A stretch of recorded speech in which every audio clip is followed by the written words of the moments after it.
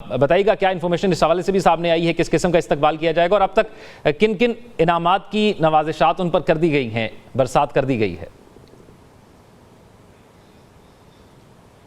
देखिए, ये एक पाकिस्तान के लिए बड़े एजाज़ की बात है और सबसे अहम बात यह है कि उन्होंने अकेले ये सब कुछ कर दिखाया, पूरी कौम का जो है वो सर जो है वो बुलंद किया है। उनके लिए यकीनी तौर पर पाकिस्तान में बदकिस्मती ये है कि जब आप कुछ करते हैं तो कुछ आपके लिए फिर होता हुआ नजर आता है। अरशद ने जो कुछ किया अपने जोर बाजू पर किया, हुकूमत की तरफ से हमें कभी भी ऐसा जो है वो कोशिश नज़र नहीं आई कि उन्होंने उसको सपोर्ट किया हो। लेकिन अब चूँकि वो कौम का हीरो है तो हर तरफ से अनाउंसमेंट आ रही है। पंजाब गवर्नमेंट ने भी जैसे अनाउंसमेंट की है 10 करोड़ की, इसी तरह सिंध की तरफ से भी बहुत सारी अनाउंसमेंट्स आई हैं, मुख्तलिफ गवर्नर्स ने अनाउंसमेंट्स किए हैं। तो अब उनको जो है एज ए कौमी हीरो ही सेलिब्रेट करना चाहिए। पाकिस्तान में जो मुख्तलिफ एम्बेसीज हैं उन्होंने पाकिस्तान की इस खुशी में और अरशद की जो इस कामयाबी को सेलिब्रेट किया, अपने मैसेजेस अपने पैगामात दिए हैं।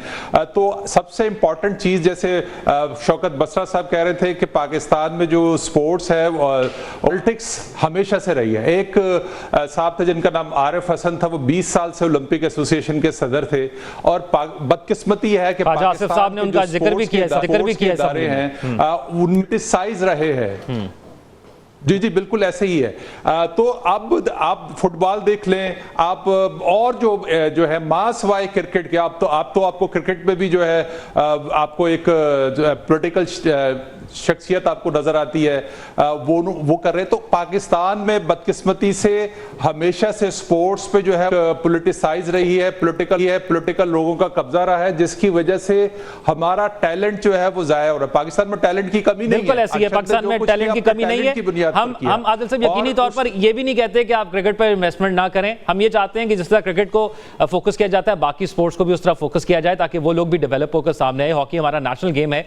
जब खिलाड़ियों से बात की जाती है तो वो कहते हैं हम इसलिए नहीं आते क्योंकि यहाँ पर करियर नहीं है, यहाँ पर उस तरह उनको पे आउट नहीं किया जाता। ये जीत यकीनी तौर पर बड़ी जीत है और हम इसको सेलिब्रेट करेंगे जब वो पाकिस्तान के अंदर आएंगे। अब जरा पॉलिटिकल सूरत हाल मैं आपको एक थोड़ी सी बात ऐड कर दूं। जी जी जी जी जरूर जरूर। अरशद जो है वो वापडा में मुलाजिम थे जब इमरान खान के दौर में जो है उनको महकमा की जो स्पोर्ट्स थी वो ख़त्म की गई थी तो इनको भी मुलाजमत से निकाल दिया गया था। तो पाकिस्तान में जो है वो बहुत सारे अलमियों में ये भी एक अलमिया है कि वो स्पोर्ट्स की उस तरह से लुक आफ्टर नहीं किया जाता जिस तरह से होना चाहिए। बिल्कुल ठीक है। हम इस टॉपिक को यहाँ से आगे बढ़ाते हैं और कुछ सियासी मामलात की तरफ आते हैं क्योंकि मैं नहीं चाहता कि हम इस मखसूस टॉपिक के ऊपर किसी भी किस्म की सियासत की बात करें। अब बात करते हैं बिलावल भुट्टो जरदारी साहब। एक अरसे से जो है वो खामोश थे, वो मंजर आम पर नहीं थे, लेकिन आज बोले तो खूब बोले। ये का सवाल अब अखलाकियात का नहीं है कि ये क्या होगा। अगर सुप्रीम कोर्ट कहती है कि ये होगा और असम्बली कहती है ये नहीं होगा, अब तो मामला इस तरफ पहुंच चुका है, तो ये किस तरफ जाएगा?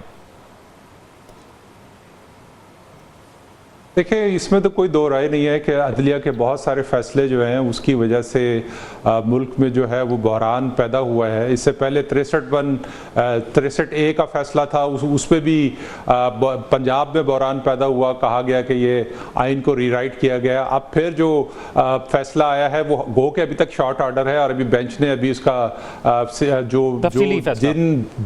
जिस बुनियाद पर उन्होंने ये फैसला किया अभी उसमें उन्होंने उसकी तशरीह करनी नहीं है, लेकिन उससे पहले ही जो है एक रिव्यू पिटीशन दायर हो गई है। तो इलेक्शन कमीशन ऑफ पाकिस्तान का भी उन्हीं शिकों को लेकर जो मौक़िफ़ है, जो अमेंडमेंट की गई है जिस बुनियाद पर, और जो आला अदलिया के 2 जजेस ने अपना इख्तलाफी नोट लिखा है, उन्होंने भी उन्हीं शिकों को जो है पॉइंट आउट किया है। तो ये अब एक तो ये देख रहे हैं कि जब सुप्रीम कोर्ट इस केस को सुनेगी, इसको रिव्यू में अभी तो तफसीली फैसला है वो किस तरह से इसकी तशरीह करती है। दूसरी तरफ इसमें कोई शक शुबा नहीं। आपने बिलावल की बात की, देखें जब मुस्लिम हुकूमत ने ऐलान किया था कि वो तहरीक इंसाफ पर पाबंदी लगाने जा रही है, उसके बाद से पीपल्स पार्टी की तरफ से, उनकी क़यादत की तरफ से खुल के कोई स्टेटमेंट नहीं आई थी। तो ये पहला मौका था कि बिलावल जो है वो बोले हैं और उन्होंने अदलिया के खिलाफ तकरीर की है। तो इससे एक चीज तो बड़ी वाज़ह हो गई। आज उन्होंने एक बयान तो एक चीज को तो स्टैब्लिश किया है कि वो